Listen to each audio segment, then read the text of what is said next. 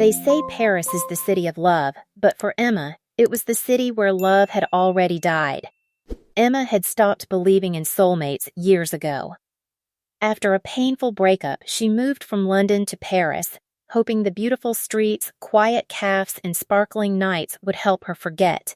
She never expected that a simple mistake at a tiny bookstore would change her life forever. It was a rainy October afternoon. Emma stepped into a small, old bookstore near the Seine River to escape the rain. As she reached for a novel on the highest shelf, another hand grabbed it at the exact same moment. "I'm sorry." They both laughed. The man smiled warmly. "I'm Lucas." He had messy brown hair, kind green eyes, and the type of smile that made strangers feel safe. Instead of taking the book, Lucas handed it to Emma. "You wanted it first." She smiled. "No, maybe it was waiting for you." They spent the next hour talking between dusty bookshelves. About books. About dreams. About Paris. When they left, the rain had stopped. Over the next few weeks, Lucas showed Emma a side of Paris tourists never saw.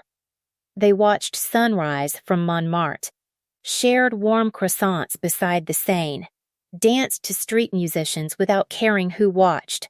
Sometimes they said nothing at all. Silence felt comfortable. Emma slowly realized something. She wasn't healing because of Paris. She was healing because of Lucas. One evening under the Eiffel Tower, she asked, "Why are you always smiling?" Lucas looked at the lights. "Because life is shorter than people think." Emma laughed. "You're too young to sound that old." Lucas simply smiled.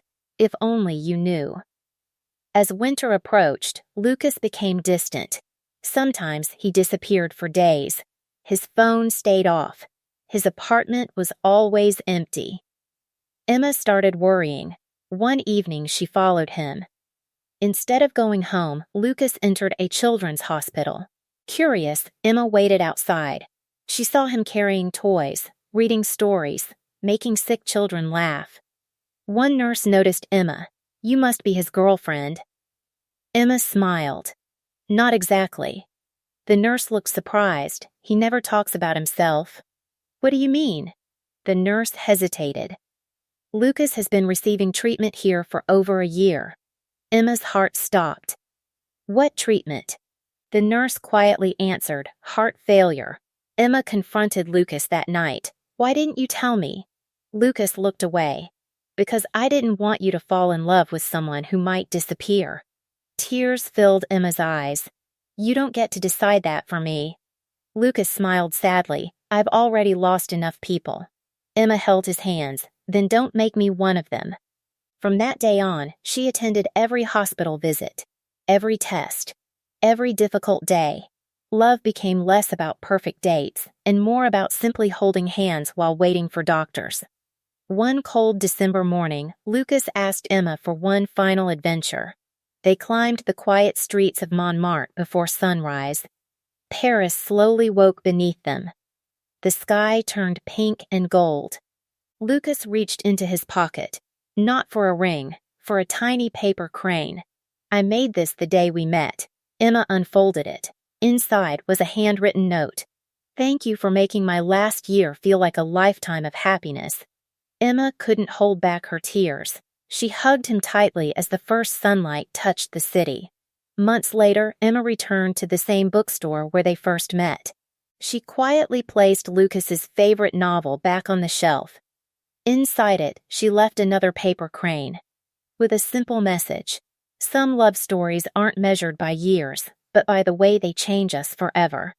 As she walked outside, a young couple accidentally reached for the same book. They laughed, just like she and Lucas once had. Emma smiled through her tears. Perhaps love never truly ends. Sometimes, it simply begins again in someone else's story. If this story touched your heart, don't forget to like, subscribe, and share. Because somewhere in the world, someone is still waiting for a love story that changes everything.